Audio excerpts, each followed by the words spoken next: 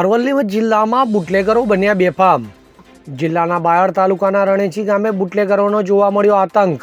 રણેચી ગામમાં બુટલેગરો દ્વારા કરવામાં આવ્યો હુમલો. પોલીસને બાતમી આપો છો તેમ કહી બુટલેગરોએ કર્યો હુમલો. તો બુટલેગરો દ્વારા હુમલા કરાયાના વિડીયો થયા વાયરલ. બુટલેગરને પોલીસનો ડર ન હોય તેમ ખુલ્લેઆમ મચાવ્યો આતંક.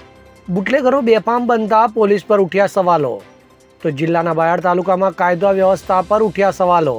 હવે જુઓ દેશ દુનિયાની તમામ ખબરો તમારી આંગળીના ટેરવે. ઉઠાવો મોબાઈલ અને ગૂગલ પ્લે સ્ટોર પરથી ડાઉનલોડ કરો અમારી CN24 ન્યૂઝ મોબાઈલ એપ.